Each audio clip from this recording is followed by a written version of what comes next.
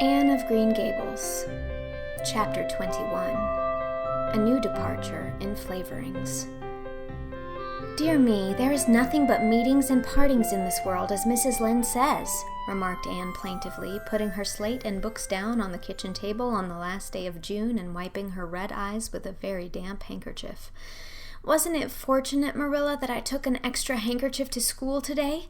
I had a presentiment that it would be needed." "I never thought you were so fond of Mr. Phillips that you'd require 2 handkerchiefs to dry your tears just because he was going away," said Marilla.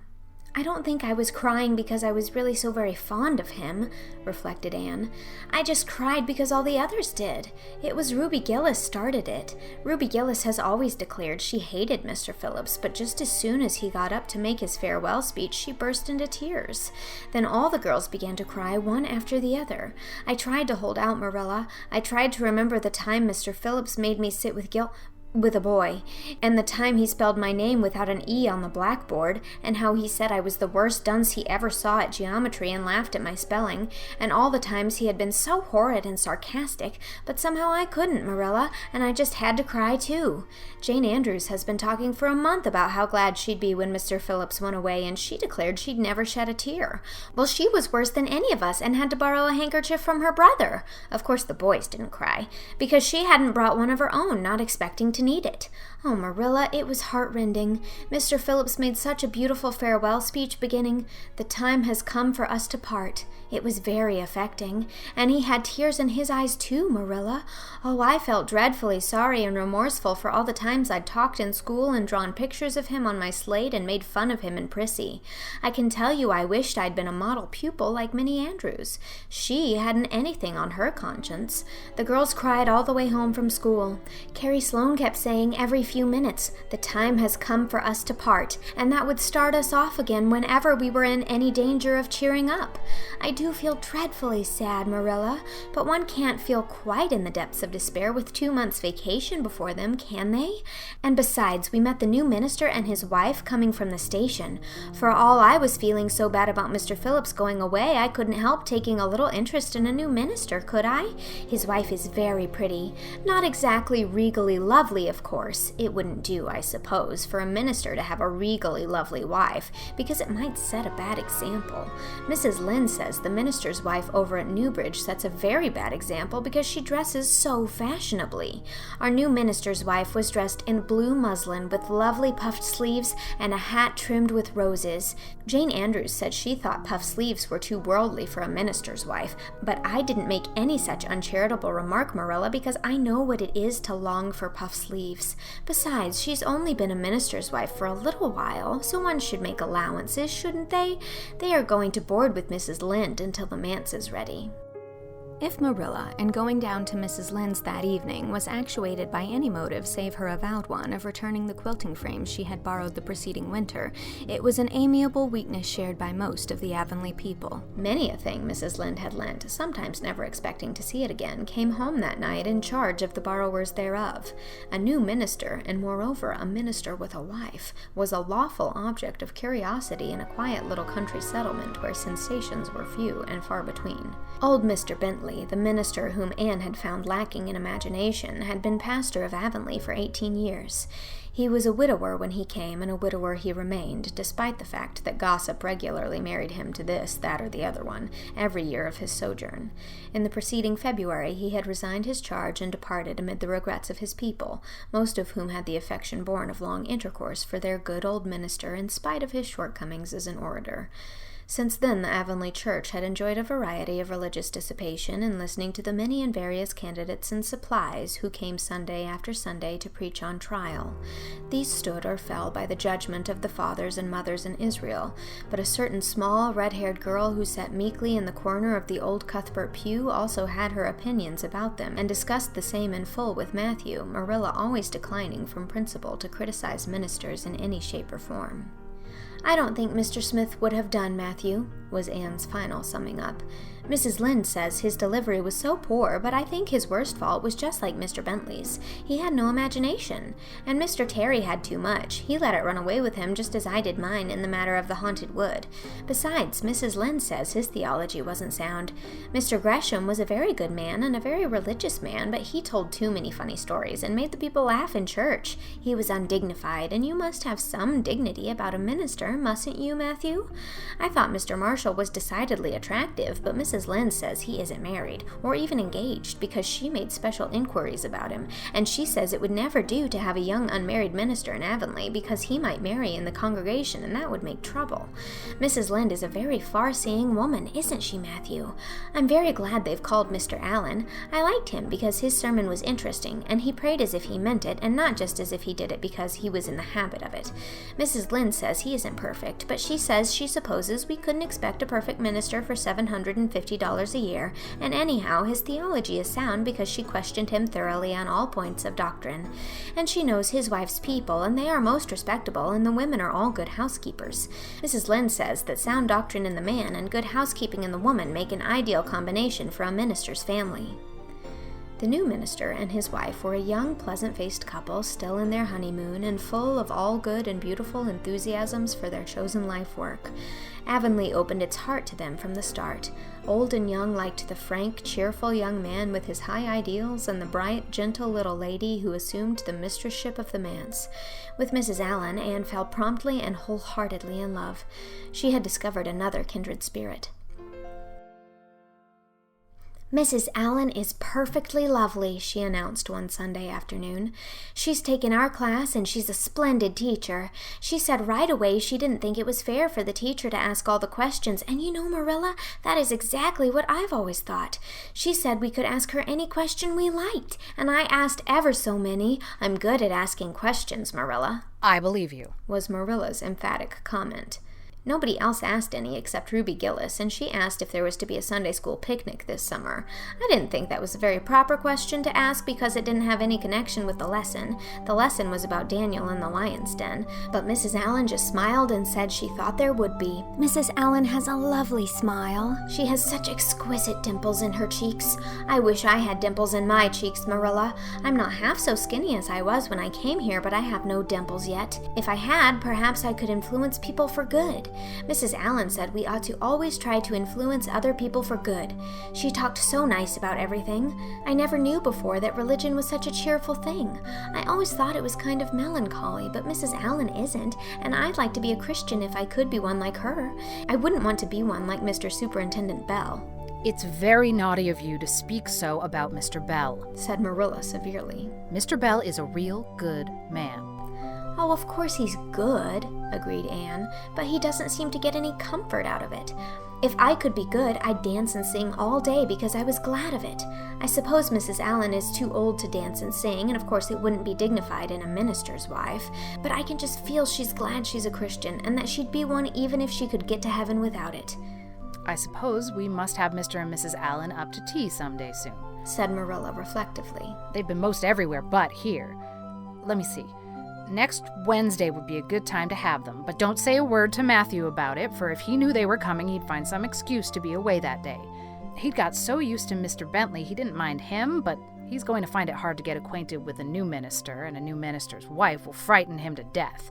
"I'll be as secret as the dead," assured Anne. "But oh, Marilla, will you let me make a cake for the occasion? I'd love to do something for Mrs. Allen, and you know I can make a pretty good cake by this time." "You can make a layer cake," promised Marilla.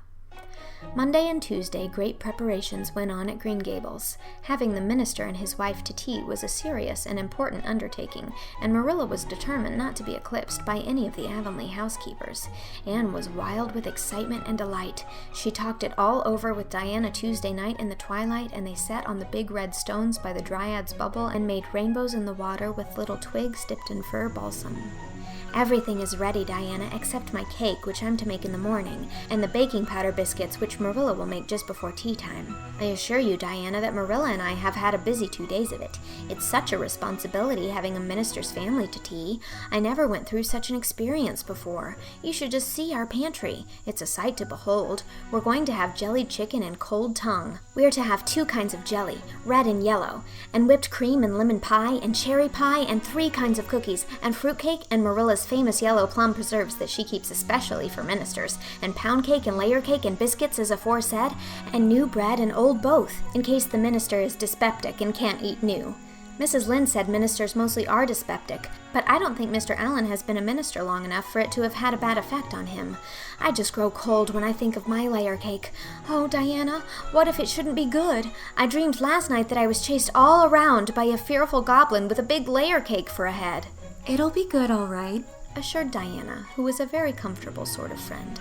I'm sure that piece of the one you made that we had for lunch in Idlewild 2 weeks ago was perfectly elegant. Yes, but cakes have such a terrible habit of turning out bad just when you especially want them to be good, sighed Anne, setting a particularly well-balsamed twig afloat. However, I suppose I shall just have to trust to Providence and be careful to put in the flour. Oh, look, Diana, what a lovely rainbow. Do you suppose the dryad will come out after we go away and take it for a scarf? You know there is no such thing as a dryad, said Diana. Diana's mother had found out about the haunted wood and had been decidedly angry over it. As a result, Diana had abstained from any further imitative flights of imagination and did not think it prudent to cultivate a spirit of belief even in harmless dryads. But it's so easy to imagine there is, said Anne. Every night before I go to bed, I look out of my window and wonder if the dryad is really sitting here, combing her locks with the spring for a mirror. Sometimes I look for her footprints in the dew in the morning. Oh, Diana, don't give up your faith in the dryad. Wednesday morning came. Anne got up at sunrise because she was too excited to sleep. She had caught a severe cold in the head by reason of her dabbling in the spring on the preceding evening, but nothing short of absolute pneumonia could have quenched her interest in culinary matters that morning. After breakfast, she proceeded to make her cake. When she finally shut the oven door upon it, she drew a long breath. I'm sure I haven't forgotten anything this time, Marilla, but do you think it will rise? Just suppose perhaps the baking powder isn't good. I used it out of the new can, and Mrs. Lynde says you can never be sure of getting good baking powder nowadays when everything is so adulterated. Mrs. Lynde says the government ought to take the matter up, but she says we'll never see the day when a Tory government will do it. Marilla, what if that cake doesn't rise? We'll have plenty without it, was Marilla's unimpassioned way of looking at the subject. The cake did rise, however, and came out of the oven as light and feathery as golden foam. Anne, flushed with delight, clapped it together with layers of ruby jelly, and, in imagination, saw Mrs. Allen eating it and possibly asking for another piece. You'll be using the best tea set, of course, Marilla, she said. Can I fix up the table with ferns and wild roses? I think that's all nonsense, sniffed Marilla. In my opinion, it's the eatables that matter and not flummery decorations. Mrs. Barry had her table decorated, said Anne, who was not entirely guiltless of the wisdom of the serpent, and the minister paid her an elegant compliment. He said it was a feast for the eye as well as the palate. Well, do as you like, said Marilla, who was quite determined not to be surpassed by Mrs. Barry or anybody else. Only mind you leave enough room for the dishes and the food. Anne laid herself out to decorate in a manner and after a fashion that should leave Mrs. Barry's nowhere. Having abundance of roses and ferns and a very artistic taste of her own, she made that tea-table such a thing of beauty that when the minister and his wife sat down to it, they exclaimed in chorus over its loveliness. It's Anne's doings, said Marilla, grimly just, and Anne felt that Mrs. Allen's approving smile was almost too much happiness for this world. Matthew was there, having been inveigled into the party, only goodness and Anne knew how.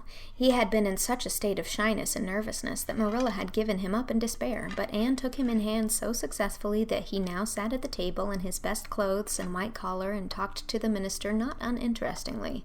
He never said a word to Mrs. Allen, but that, perhaps, was not to be expected. All went merry as a marriage bell until Anne's layer cake was passed. Mrs. Allen, having already been helped to a bewildering variety, declined it, but Marilla, seeing the disappointment on Anne's face, said smilingly, Oh, you must take a piece of this, Mrs. Allen. Anne made it on purpose for you. In that case, I must sample it, laughed Mrs. Allen, helping herself to a plump triangle, as did also the minister and Marilla. Mrs. Allen took a mouthful of hers, and a most peculiar expression crossed her face. Not a word did she say, however, but steadily ate away at it. Marilla saw the expression and hastened to taste the cake. Anne Shirley, she exclaimed. What on earth did you put into that cake? Nothing but what the recipe said, Marilla, cried Anne with a look of anguish. Oh, isn't it all right? All right, it's simply horrible. Mrs. Allen, don't try to eat it. Anne, taste it yourself. What flavoring did you use? Vanilla, said Anne, her face scarlet with mortification after tasting the cake. Only vanilla. Oh, Marilla, it must have been the baking powder. I had my suspicions of that Baking powder, fiddlesticks!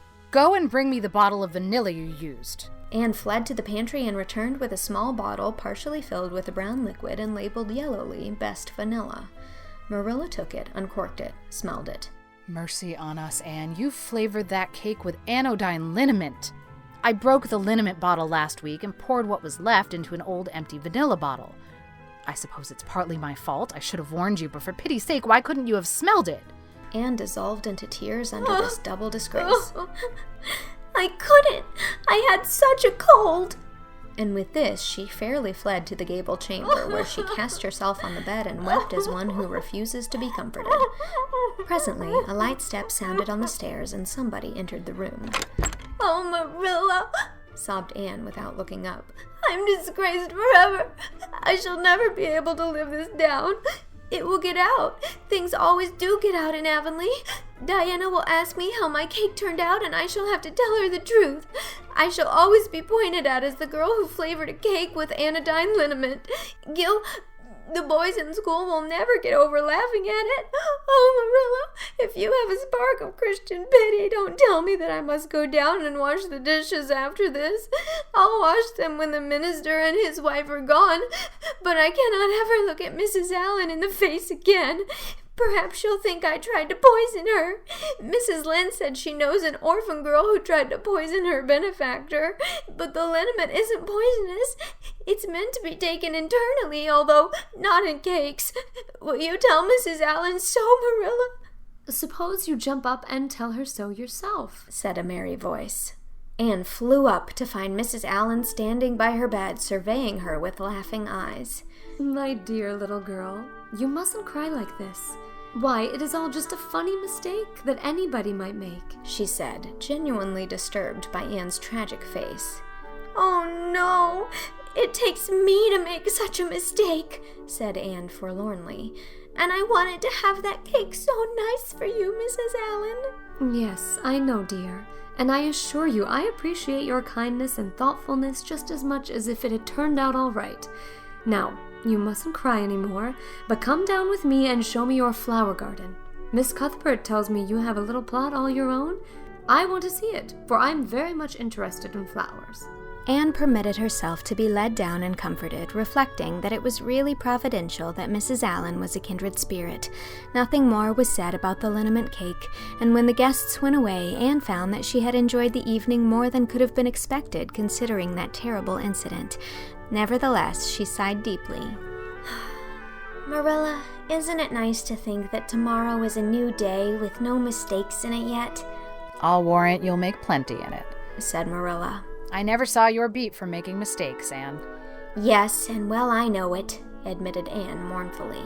But have you ever noticed one encouraging thing about me, Marilla? I never make the same mistake twice. I don't know as that's much benefit when you're always making new ones. Oh, don't you see, Marilla?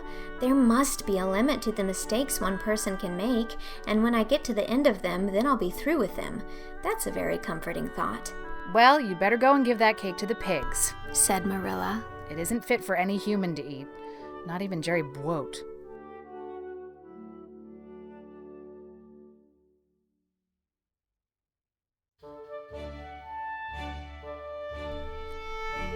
That was Chapter 21 of Anne of Green Gables. Marilla Cuthbert was read by Whitney Avalon. Diana Barry was read by Sarah Grace Hart. Mrs. Allen was read by Lauren Lopez.